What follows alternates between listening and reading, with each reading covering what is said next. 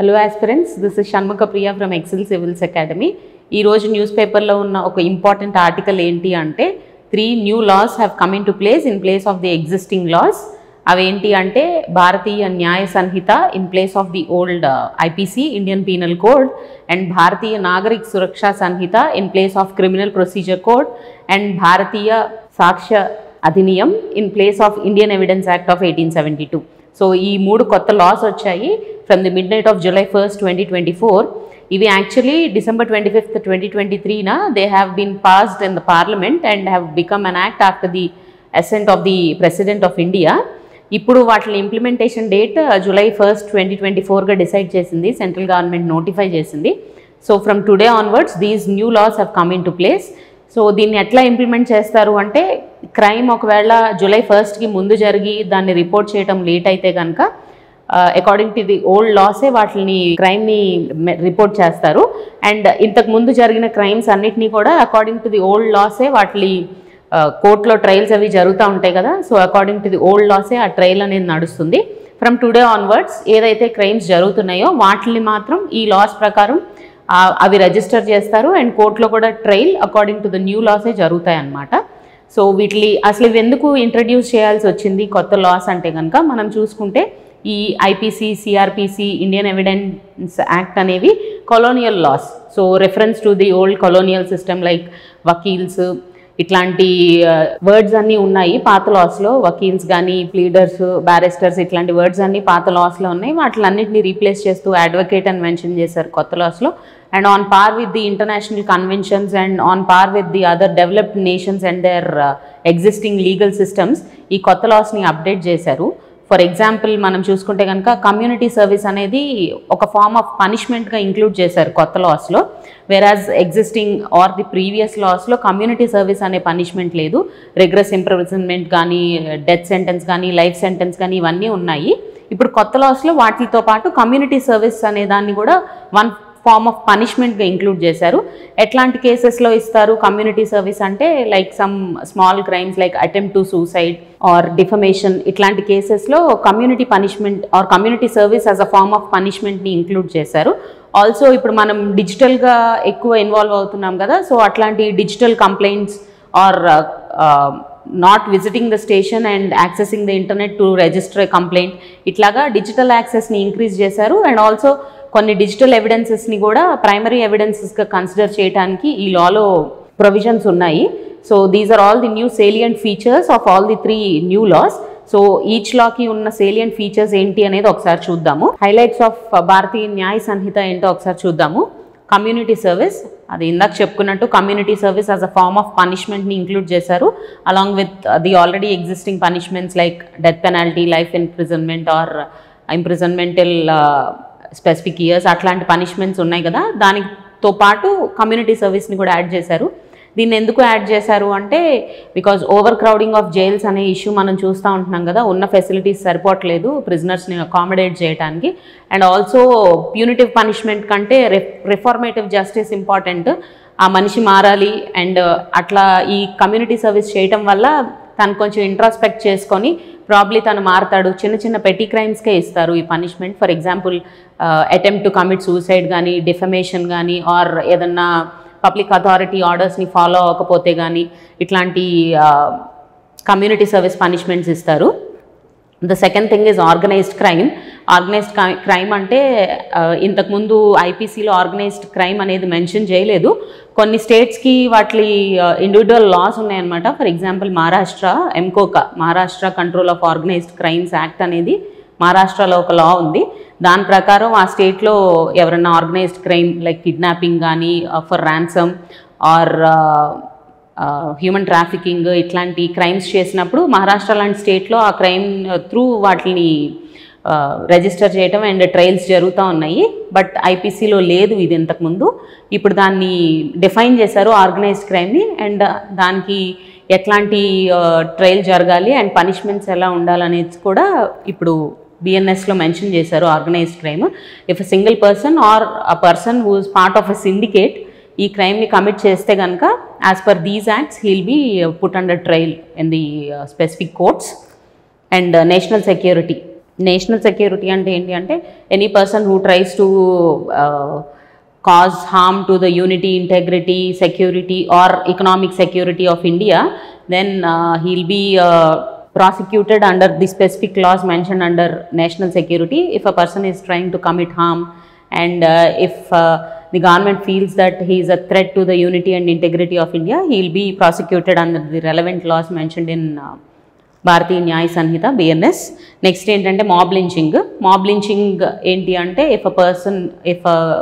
if a group of 5 or more persons is causing harm to a person on the base of religion, caste, gender. Mob lynching అంటే మనకు జనరల్గా తెలుసు కదా, ఇక అంటే అక్కడెక్కడన్నా for example say cow slaughter జరుగుతుందని న్యూస్ వస్తే కనుక ఒక మాబ్ వెళ్ళి రోడ్ మీదే చంపేయటం ఇలాంటివి చూస్తూ ఉంటాం కదా, దాన్నే మాబ్ లించింగ్ అంటారు. దీనికి రెలవెంట్ సెక్షన్స్ అనేవి ఫ్రేమ్ చేశారు అండ్ ఎలా ట్రయల్ జరగాలి, ఏ పనిష్మెంట్ ఇవ్వాలి అండ్ విత్ సెక్షన్స్ అనేది మెన్షన్ చేశారు. Highlights of Bharatiya Nagarik Suraksha Sanhita, that is the old CRPC, criminal procedure code. Criminal procedure కోడ్లో మనకి ఎలా అరెస్ట్ చేయాలి, ఎట్లా ట్రయల్ జరగాలి, ఏ కోర్టులో ప్రొడ్యూస్ చేయాలి అనేది మొత్తం ప్రొసీజర్స్ అంతా మెన్షన్ చేసి ఉంటాయి అన్నమాట CRPCలో. సో దాని ప్లేస్లో భారతీయ నాగరిక సురక్షా సంహిత అనేది వచ్చింది.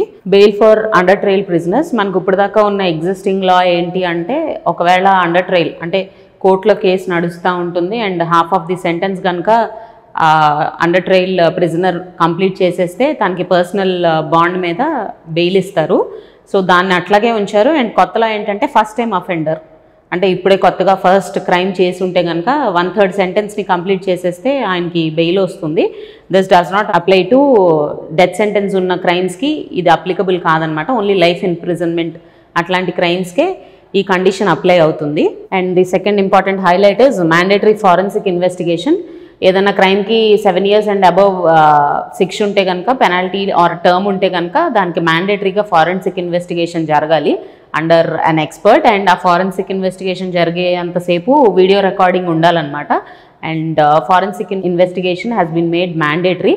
ఒకవేళ ఆ స్టేట్లో కనుక అట్లాంటి రీసోర్సెస్ లేకపోతే government has given time till July 2029 to increase their forensic resources and ensure that this law is being implemented. Governments అన్నిటి దగ్గర ఫారెన్సిక్ కేపబిలిటీస్ లేవు కదా, సో అవి పెంచుకోవటానికి అని చెప్పి కొంత టైం అయితే ఇచ్చారు.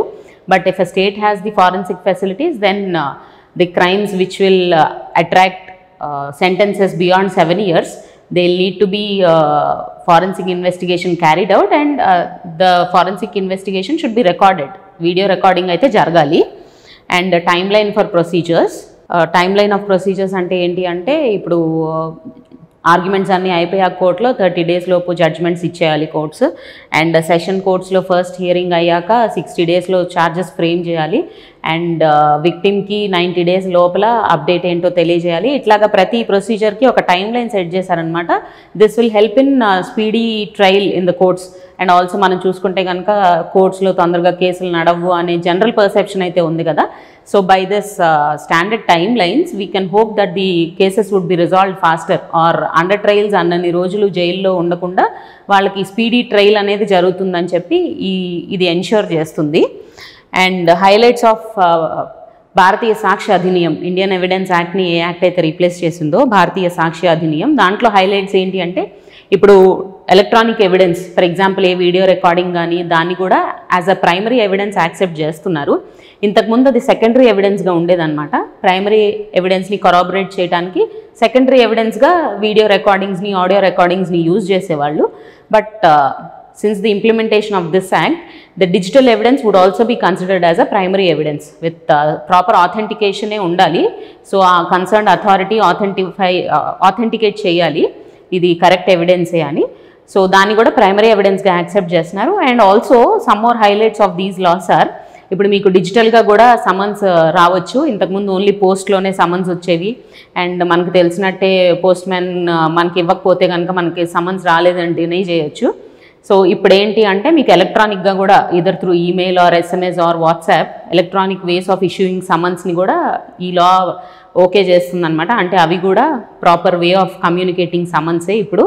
అండ్ ఆల్సో 0 FIRs అనేవి ఫైల్ చేసుకోవచ్చు. క్రైమ్ ఎక్కడో జరిగినా కూడా మీరు వేరే చోట ఉంటే కనుక ఆ పోలీస్ స్టేషన్, ఆ దగ్గరలో ఉన్న పోలీస్ స్టేషన్లో మీరు FIR ఫైల్ చేయొచ్చు. దాన్ని జీరో ఎఫ్ఐఆర్ అంటారు. సో జీరో ఎఫ్ఐఆర్స్ కూడా ఫైల్ చేసుకోవచ్చు. And if not possible for you to visit a police station, you can login a complaint online. So ఆన్లైన్లో మనం రీసెంట్గా మనం చూసాము, కన్జ్యూమర్ ఫారమ్స్ అనేవి ఫుల్లీ ఆన్లైన్ అయిపోయాయి. మీరు ఆన్లైన్లోనే కంప్లైంట్స్ ఫైల్ చేయొచ్చు. సో సిమిలర్లీ ఇప్పుడు కంప్లైంట్స్ కూడా పోలీస్ స్టేషన్స్కి ఆన్లైన్లో ఫైల్ చేసేయచ్చు. అండ్ ఆల్సో ఎఫ్ఐఆర్స్ అనేవి డిజిటల్గానే రికార్డ్ చేయాలి.